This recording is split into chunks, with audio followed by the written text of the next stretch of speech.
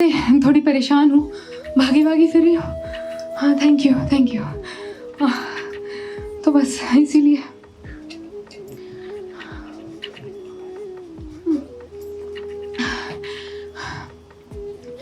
तो कल से ना ढूंढ रही हूँ कि कहीं कोई मदद मिल जाए मुझे, पर क्या करूँ, अब तक कहीं से कोई मदद मिली नहीं। बाहर से गुजर रही थी तो किसी ने कहा आप लोग सब बहुत अच्छे हैं, हाँ आप लोग मेरी मदद करेंगे ना?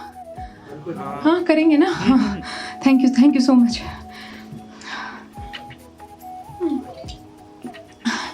कहाँ से शुरू करूँ?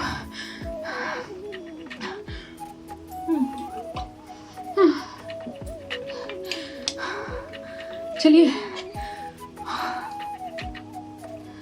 शुरू से शुरू करती हूँ।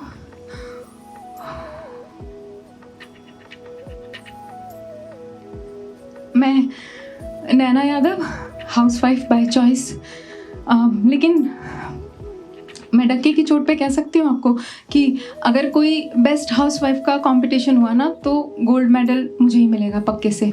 इस पूरे शहर में ना आपको मेरी जैसी कोई हाउसवाइफ नहीं मिलेगी जो सुबह से लेकर शाम तक बच्चों का, हस्बैंड का ब्रेकफास्ट, लंच, डिनर सब बनाती हो, घर को टिप टॉप भी रखती हो, घर की सारी हाउस होल्ड शॉपिंग चाहे ऑनलाइन हो चाहे ऑफलाइन खुद करती हो, बच्चों के सारे पीटीएम भी अटेंड करती हो।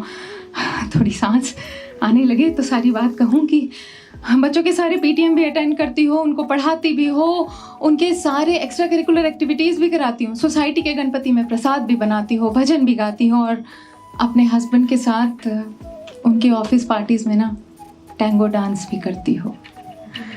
और ये सब करने के बावजूद अपने लिए कोई सपोर्ट सिस्टम, कोई मेड ना रखती हो।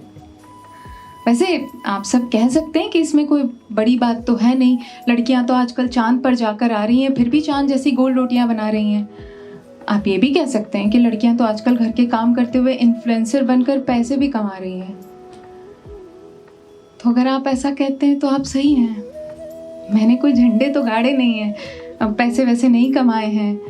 मालूम है मुझे कि बहुत मामूली है मेरी लाइफ, कल मैं मर भी गई तो किसी को कोई फर्क नहीं पड़ने वाला है। पर ना मुझे भी तो इन बातों से कभी कोई फर्क नहीं पड़ता था। मैंने तो बचपन से ही खुश रहने का हुनर सीखा था, इसलिए खुश रहना जानती हूँ मैं। दुनिया भर के आड़े तिरछे उल्टे सीधे तानों को ना इग्नोर करना जानती हूँ मैं। आजकल ऐसी कई सारी बातें होती हैं जिनसे घर टूट जाया करते हैं, उनको लेट गो करना भी जानती हूँ मैं। सबसे बड़ी बात, स्वाभिमान और ईगो में फ़र्क करना भी जानती हूँ मैं। और कभी कभी ना अपने घर के पीस के लिए अपने मेंटल पीस को पीस करके जोड़ना भी जानती हूँ मैं।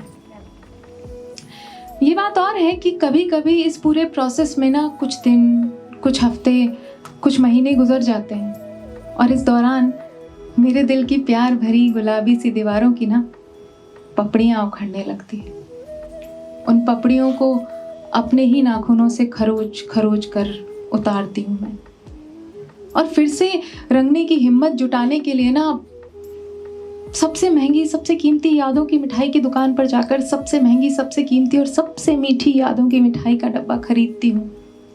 उसे खोलकर इमोशनल ईटिंग करते हुए ना वेट गेन भी कर लेती हूँ मैं। फिर भी इस पूरे प्रोसेस के दौरान ना मुस्कुराना जानती हूँ मैं। हो सकता है आप सबको ये भी मेरी कमजोरी लगे, पर मैं तो इसे अपनी ताकत समझती थी कुछ दिन पहले तक। तब तक जब तक वो उनकी जिंदगी में नहीं आई थी। अब उनकी मतलब मेरे हस्बैंड की, वो आई तो थी मेरे हस्बैंड को उनके ऑफिस असाइनमेंट्स में हेल्प करने, लेकिन मेरी जिंदगी तहस नहस करके रख दी उसने। आपको बताया क्या, जब वो उनकी ज़िंदगी में आई थी ना तो उन्होंने मुझसे क्या कहा? उन्होंने मुझसे कहा, डार्लिंग देख लेना, अब बहुत जल्दी हमारा ना प्रमोशन हो जाएगा, हमारा भी एक विला होगा अमिताभ बच्चन के बाजू में, हमारे पास भी कार होगी मर्सिडीज़ की, तुम घर की रानी बनोगी, तुम्हारे आसपास नौकरों की फौज होगी, और ये सस्ती वाली सिल्क की साड़ी नहीं, प्योर सिल्क की साड़ी पहनोगी तुम्हारी अलमारी ना कांजीवरम, शिफॉन और बनारसी साड़ियों से भरी होगी। एक से बढ़कर एक तुम्हारे पास डायमंड के नेकलेसेस होंगे, तुम प्राडा के परफ्यूम में महकोगी, रॉलेक्स की घड़ी पहनोगी और लुई विटॉन का बैग लेकर घूमोगी। हम सब ना फैमिली ट्रिप के लिए यूरोप जाएंगे, स्विट्जरलैंड जाएंगे, वर्ल्ड टूर पर जाएंगे।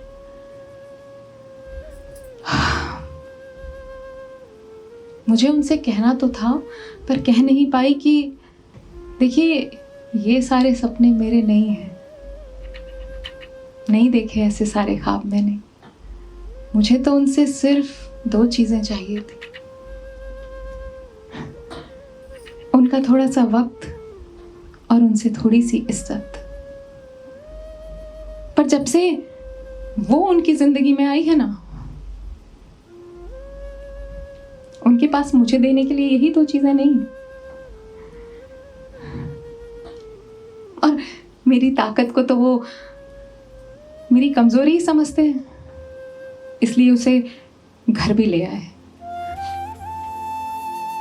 सुबह उठते उसके साथ, ब्रेकफास्ट उसके साथ, लंच उसके साथ, डिनर उसके साथ, और अब तो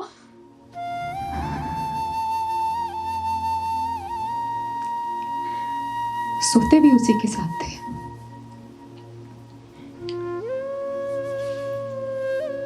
मैंने बहुत समझाने की कोशिश की उनको कि देखिए काम को काम की जगह रखिए, इस तरह जिंदगी पर हावी मत बनाइए। देखिए मेरे इतने बड़े सपने नहीं हैं। कहा मैंने उनसे कि हम तो कम में भी खुश रह लेंगे, पर उन्होंने नहीं सुनी मेरी एक भी बात, नहीं छोड़ा उस चुड़ैल का साथ। तो इस बार ना मेरे घर का पीस नहीं, बैलेंस बिगड़ा था,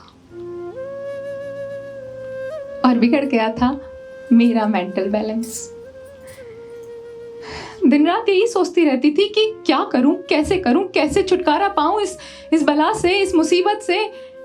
कुछ सूझ नहीं रहा था। लेकिन फिर एक दिन पापड़ बना रही थी मैं। आप लोगों को शायद पता नहीं होगा, पापड़ का जो आटा होता है ना, उसको कड़ा गूंथ कर उसको वो लोहा कूटने के लिए जो इतना बड़ा हथौड़ा होता है, उससे कूट कर ना नरम मुलायम करना पड़ता है, तब जाके पापड़ सॉफ्ट और क्रिस्पी बनते हैं। हाँ, हो सकता है किसी का मेथड अलग हो या कोई नई टेक्निक आ गई हो, लेकिन मैं तो आज भी पुराने सारे तरीके और पुराने प्रिंसिपल्स ही फॉलो करती हूँ ना। तो ना तरीका सोच लिया था मैंने, और बस अब एक मौके का इंतज़ार था जो कल रात मिला मुझे, और उस मौके पे मैंने ना चौका मार दिया।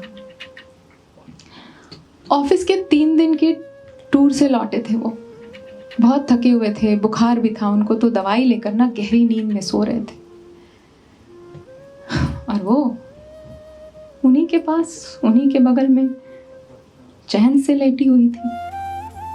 मैंने चुप करके उसे जगाया और पकड़कर सीधा लेके गई उसको सोसाइटी के पीछे, और फिर उसी बड़े वाले हथौड़े से उस पर इतने वार किए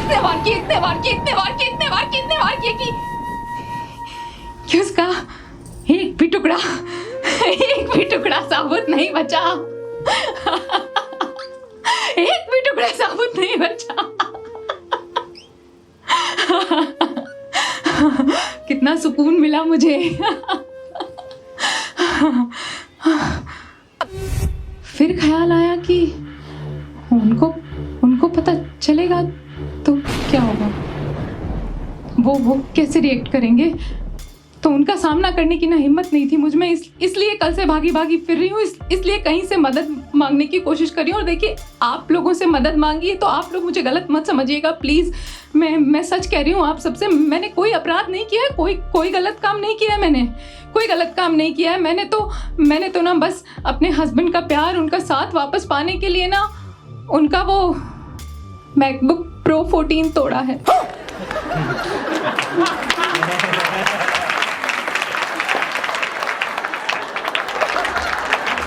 Thank you so much.